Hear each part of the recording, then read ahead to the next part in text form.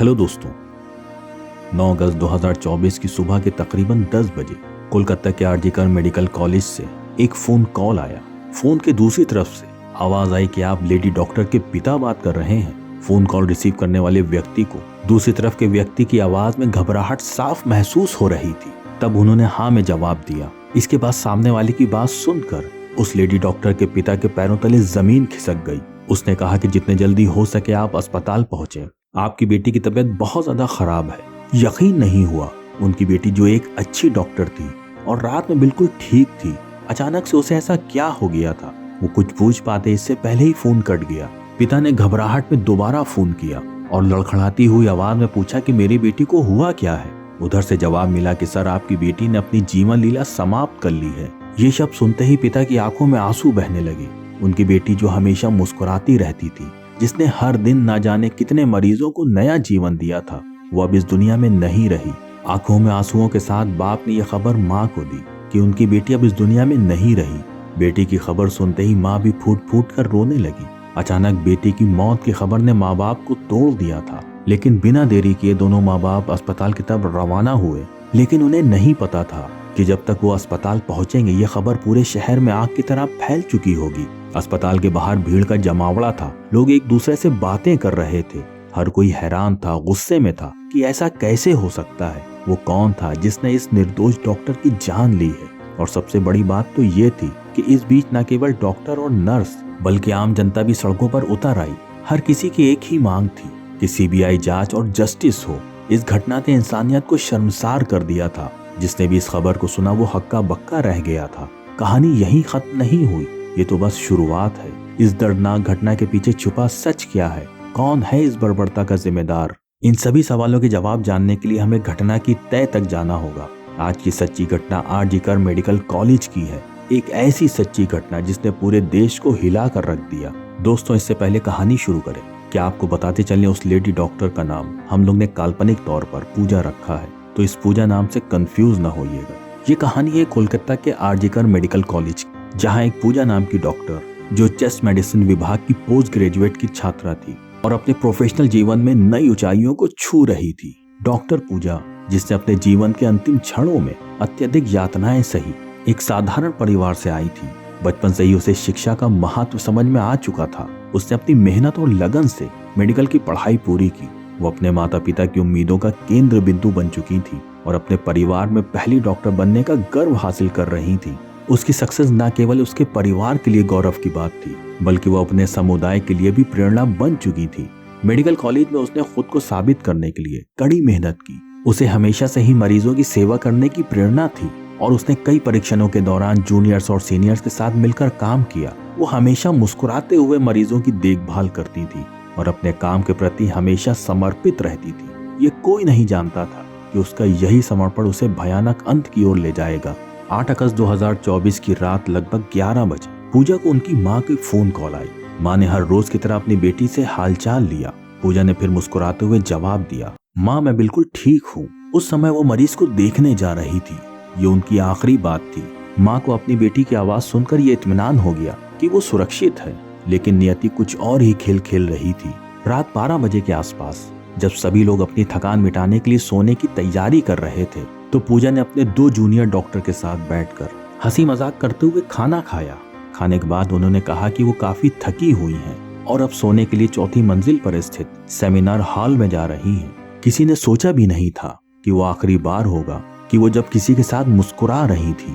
9 अगस्त की सुबह जब उनके पिता को भयानक फोन कॉल आया, तो उन्होंने इस बात की जानकारी अपनी पत्नी को दी और दोनों ही घबराए हुए अस्पताल की ओर भागे। और जब वो वहां पहुंचे तो वहां का दृश्य किसी नाइटमेयर से कम नहीं था। हॉस्पिटल में अफरा तफरी का माहौल था। डॉक्टर पूजा का शरीर अर्धनंग अवस्था में खून में लथपथ और जख्मों से भरा पड़ा था। पूजा के शरीर पर जगह जगह चोटों के निशान पाए गए। उनकी गर्दन की हड्डी टूटी हुई थी। आंखें, मुंह और निजी अंगों से खून बह रहा था। दोस्तों, ये कोई साधारण मौत नहीं थी, बल्कि बर्बरता की सारी हदें पार हो चुकी थी। बेटी की हालत को देखकर पिता और माँ दोनों टूट गए और अब उनके पास कहने को कोई शब्द नहीं बचा था। दोनों फूट फूट कर रो रहे थे। इस भयानक घटना की खबर ने पूरे अस्पताल के सभी डॉक्टर, नर्सेज और कर्मचारियों को हिला कर रख दिया था। जैसे ही यह खबर अस्पताल से बाहर निकली और सोशल मीडिया पर फैलने लगी, और पूरे शहर में गुस्से की लहर दौड़ गई। अस्पताल के बाहर लोगों का जमावड़ा होना शुरू हो गया। डॉक्टर्स और नर्सेज ने धरना प्रदर्शन शुरू कर दिया और उनकी बस मांग यही थी कि डॉक्टर पूजा के साथ न्याय हो और दोषियों को सख्त से सख्त सजा दी जाए। बढ़ते दबाव के चलते इस मामले की जांच बहुत तेजी से शुरू हुई। जांच अधिकारियों ने मामले की जांच शुरू की, लेकिन शुरुआत में हॉस्पिटल कमेटी ने इसे एक सुसाइड के रूप में पेश करने की कोशिश की।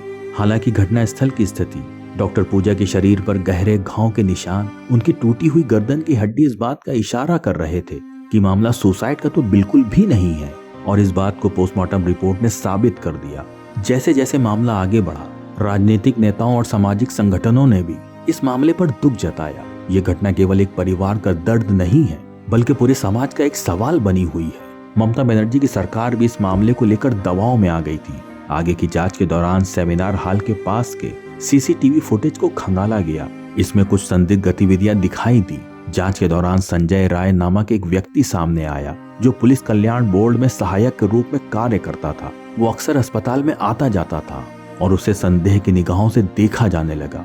उसी जांच के दौरान पुलिस को सेमिनार हॉल के पास एक ब्लूटूथ डिवाइस भी मिला। पुलिस ने जब उस ब्लूटूथ डिवाइस को चेक किया तो वो बुरी तरह से टूटा हुआ था। ये ब्लूटूथ डिवाइस संजय राय का ही था। फिर उसे तुरंत हिरासत में ले लिया गया, क्योंकि संजय राय का पास्ट किसी से छिपा हुआ नहीं था, क्योंकि उसने कई शादियां की थी और हर बार जब उसका मन भर जाता था तो अपनी पत्नी को छोड़ देता था। और तो और एक पत्नी की संदेह परिस्थितियों में मौत भी हुई थी, लेकिन उस समय किसी ने इसकी शिकायत नहीं की और इसी वजह से वो बच निकला। संजय राय अपने आप को पुलिस वाला बताता था। जांच के दौरान पुलिस को कई चुनौतियों का सामना करना पड़ा, मगर संजय राय की गिरफ्तारी के बाद उसने पहले तो किसी भी अपराध को स्वीकार नहीं किया, लेकिन बाद में जब उसे कड़ी पूछताछ का सामना करना पड़ा तो उसने अपने अपराधों को कबूल कर लिया। 8 अगस्त की रात संजय राय ने शराब के नशे में धुत होकर पूजा पर हमला किया। उसने पहले तो उसे बुरी तरह से मारा, फिर उसके साथ दुष्कर्म किया और अंत में उसको बड़ी बेरहमी से मार दिया। पूजा के शरीर पर जगह जगह पर गहरे घाव के निशान पाए गए, जो इस बात का सबूत थे कि उसने पूजा पर कितनी बेरहमी से हमला किया और अपनी हवस पूरी करने के बाद उसको मौत के घाट उतार दिया। पुलिस ने उसके मोबाइल को भी जब्त कर लिया है और उसमें से भी कई आपत्तिजनक वीडियो भी पाए गए हैं, जो उसके अपराधी होने का और भी पुख्ता सबूत है। पुलिस ने संजय राय के खिलाफ भारतीय न्याय संहिता की धारा 64 और धारा 103 के तहत मामला दर्ज कर लिया और सियालदा अदालत में उसे पेश किया, जहां पर उसे 23 अगस्त तक पुलिस रिमांड में रखे जाने की मंजूरी मिली। बाकी अभी मामला चल ही रहा है, तो हो सकता है कि उसमें और भी कुछ नए खुलासे हो जाएं। इस घटना ने हमें ये सोचने पर मजबूर कर दिया कि हमारा समाज किस दिशा में जा रहा है। इस घटना ने हमें ये भी सिखाया, समाज में महिलाओं की सुरक्षा के लिए केवल कानून ही नहीं, बल्कि समाज की सोच और जागरूकता भी महत्वपूर्ण है। दोस्तों, ये थी अब तक की कहानी। आगे की कहानी हम फुल डिटेल में बनाएंगे, तो इस पूरी कहानी के बारे में आपकी क्या राय है हमें कमेंट बॉक्स में जरूर बताएं। वीडियो को लाइक करते हुए शेयर भी जरूर करें। अगर आपने अब तक क्राइम की रियल कहानी चैनल को सब्सक्राइब नहीं किया है तो जाने से पहले चैनल को जरूर सब्सक्राइब कर लें। लेटेस्ट वीडियो की जानकारी के लिए बेल आइकन दबाना ना भूलें। क्राइम की दुनिया से जुड़ी ऐसी ही कहानियों के लिए हमारे साथ लगातार जुड़े रहें। धन्यवाद।